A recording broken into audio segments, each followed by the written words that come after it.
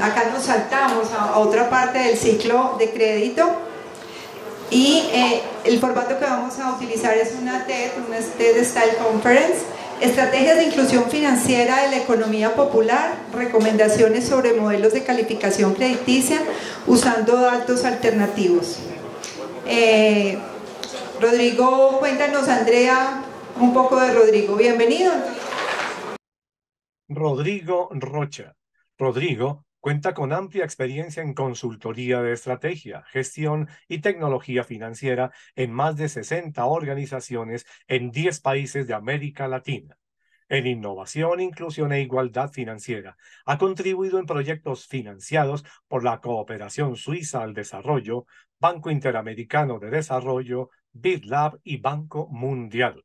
En los últimos 12 años ha estado involucrado en el crédito alternativo y en el ecosistema fintech de Latinoamérica, ayudando a instituciones financieras en soluciones de crédito digital y el uso de datos alternativos para la optimización del riesgo y la democratización del crédito. Actualmente lidera la operación de Latinoamérica y España para Bellini FinTech, especializada en el uso de datos alternativos para evaluar la calidad del crédito y la voluntad de pago.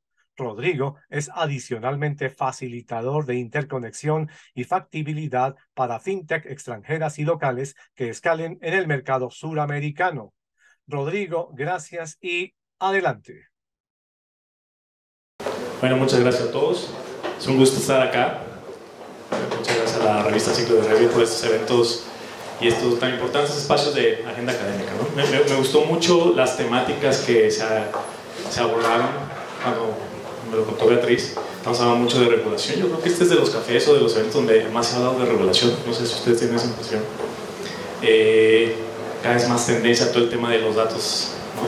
Para mí mi pasión siempre ha sido los datos, pero poco a poco ya tenemos más conversaciones más nutridas de, oye, no, Open Banking, no, ahora es como que segunda derivada, Open Finance, y oye, ¿cuándo va a ser Open Data? ¿Y cuándo va a ser Open todo? ¿No? Entonces, qué padre que estemos teniendo esas conversaciones, y en virtud de eso, pues, quise tener a hablarles un poquito y apalancándonos del esfuerzo que está haciendo el gobierno nacional sobre lo que no es nombre que yo lo estoy poniendo, así se llama, la estrategia de inclusión financiera de la economía popular, y hacer un espacio así, pues, académico, contarles un poquito de unas recomendaciones que tuve la oportunidad de trabajar junto con el DNP y el Banco Interamericano de Desarrollo, pensando en cómo le hacemos precisamente para eso. O sea, hay una estrategia de inclusión financiera para las economías populares. También es importante qué es una economía popular comunitaria, y cómo les ayudamos, ¿no? Entonces, aquí les traigo algunas recomendaciones. Inclusive hicimos una investigación y unos ejercicios con estos importantes actores para ver cómo nosotros podemos apoyar eso, ¿no? Que es una estrategia muy importante que tiene el gobierno nacional. Porque es importante, bueno, y también algo de contarles en la presentación, pues yo tengo diferentes sombreros, ¿no? Por un lado, yo soy más bien consultor de carrera en temas de inclusión financiera, finanzas tecnológicas.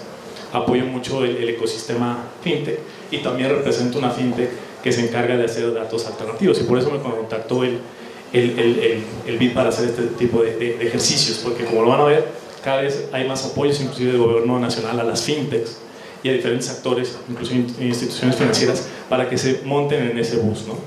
Pero entendamos un poquito qué es esa la economía popular comunitaria, porque ni es una MIPYME, ni es un micronegocio, y estos cuates están en una zona gris súper incómoda, porque son como una persona natural con actividad empresarial. Entonces lo veo como persona, lo veo como pyme. Es algo muy, muy complicado.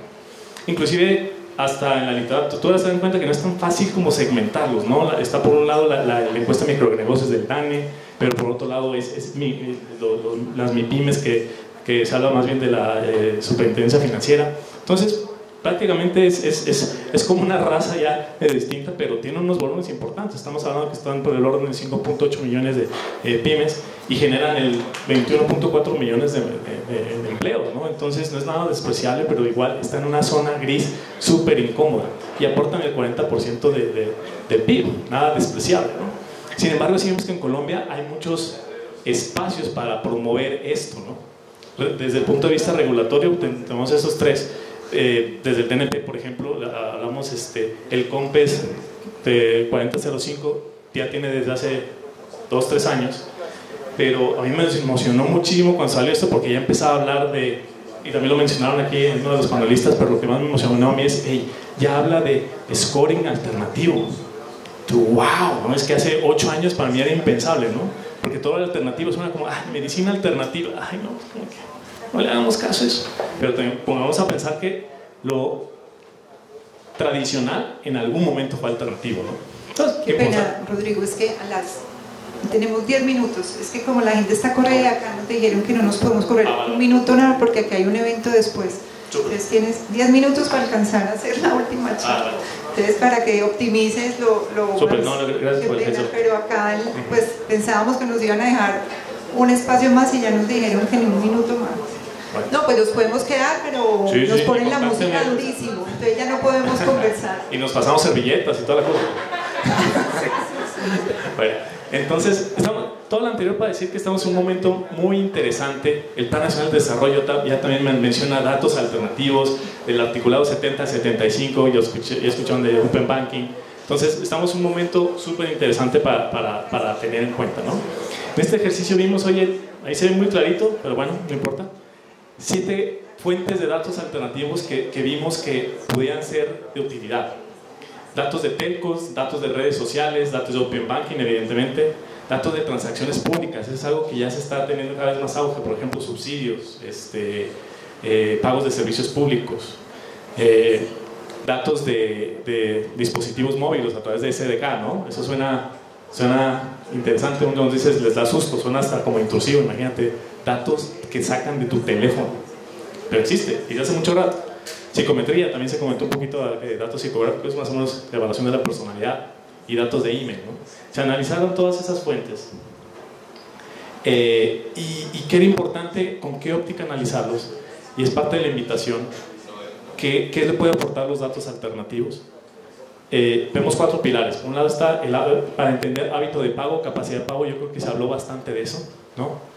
Pero aquí la invitación que les hago a todos ustedes es ver un poquito más allá cómo nosotros podemos con datos alternativos también identificar voluntad de pago, ¿no? Porque eso es súper importante. Ustedes platican con cualquier persona, por ejemplo Microfinanzas, acá la experta, cómo es el esquema. Sí, la persona vende, cobra, hace todo, pero los mejores analistas, los mejores oficiales de crédito, los mejores asesores son los que tienen ese olfato como a ver, esta persona tiene voluntad con la que va a querer pagar. Y una cosa más, que también alguien lo mencionó en este foro, la habilidad de pago. Porque es bien distinto si voy a otorgar un crédito para una moto, me evaluó la capacidad de pago, no te alcanza. No, pero espérame tantito. Lo que pasa es que yo quiero la moto porque soy mensajero. No, espérame tantito. Entonces, te evalúo de una manera diferente. La habilidad de pago es la capacidad que una persona tiene de generar recursos adicionales. Y eso es bien difícil de medir, y los datos alternativos nos pueden aportar a eso, ¿no? Van a haber diferentes tendencias, se los voy a dejar acá, pero yo creo que el más importante de todos es que los microempresarios y los individuos en general cada vez son más conscientes del valor que tienen los datos, sus datos. Y yo he tenido oportunidad de trabajar con diferentes compañías en diferentes países. Llevo mucho rato acá en Colombia, aunque no parezca, juego de local, aunque no lo crean, pero acá es bien difícil tener la confianza de los clientes, que la gente, por ejemplo, por el tema de Open Banking, ha habido avances importantes, pero aquí hay una renuencia. El colombiano es bien desconfiado, bien desconfiado. Entonces, pero también es importante de que generar esa confianza de que, hey, por algo que mis datos valen. Y por una persona que no tiene nada en esta vida, no tiene historial crediticio, nunca ha tenido un producto ni siquiera de ahorro. Oye, pero ¿sabes qué? Tengo un dispositivo móvil. O ¿sabes qué? Alguna vez recibí un subsidio. O tengo personalidad, porque todos tenemos una personalidad. Entonces, eso puede hacer la diferencia. Les dejo algunos criterios que deben estar considerando ustedes para elegir unas fuentes de datos alternativos. Unas bastante obvias, otras no tanto, pero con esta óptica nosotros nos dimos la tarea de evaluar esas 7 fuentes de datos alternativos y vimos que hay 3 que para este segmento micronegocios pueden ayudar bastante. Número 1, Open Banking. Se dijo bastante de eso, ahí les dejo fortalezas y algunas debilidades. Yo creo que es importante porque ya hace 3 años no podemos tener esa conversación. Hoy por hoy, lo que se hace con NEC y con DaviPlata ya prácticamente son medios de pago para ellos. transan bastante, entonces se puede tener datos bastante interesantes.